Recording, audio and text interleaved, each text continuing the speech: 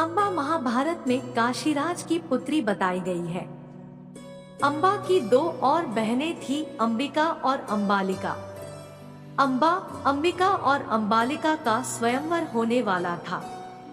उनके स्वयंवर में जाकर अकेले ही भीष्म ने वहां आए समस्त राजाओं को परास्त कर दिया और तीनों कन्याओं का हरण करके हस्तिनापुर ले आए, जहां उन्होंने तीनों बहनों को सत्यवती के सामने प्रस्तुत किया ताकि उनका विवाह हस्तिनापुर के राजा और सत्यवती के पुत्र विचित्रवीर्य के साथ संपन्न हो जाए। जब अम्बा ने यह बताया कि उसने राजशाल्व को मन से अपना पति मान लिया है, तो विचित्रवीर्य ने उससे विवाह करने से इनकार कर दिया। भीष्म ने उसे राजा शाल्व के पास भिजवा दिया।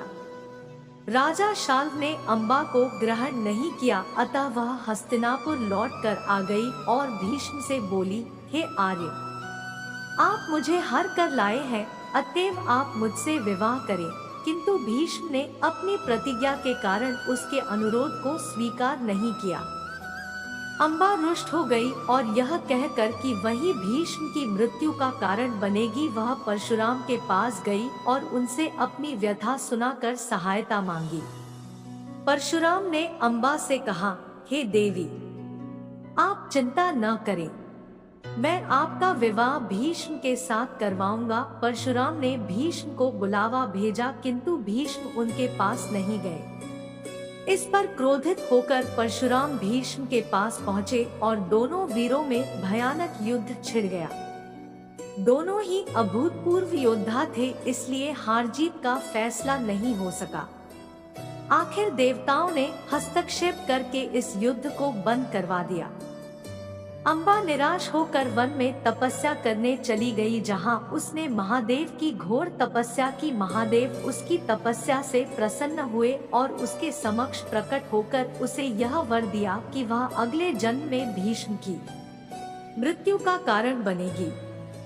यह वर पाकर अम्बा ने आत्मदाह कर लिया और अगले जन्म में राजा द्रुपद के घर में शिखंडी के रूप में जन्म लिया। शिखंडी कुरुक्षेत्र के युद्ध में भीष्म के मृत्यु का कारण बने, क्योंकि कृष्ण ने उस दिन शिखंडी को अर्जुन का सारथी बनाया और क्योंकि भीष्म को शिखंडी के पूर्व जन्म का ज्ञात था, अतएव उन्होंने एक महिला के विरुद्ध शस्त्र उठाने से इनकार कर दिया और इसी बीच अर्जुन ने मौका पाकर भीष्म पर बाणों की वर्षा कर दी, जिसके कारण भीष्म आहत होकर धरती पर गिर गए।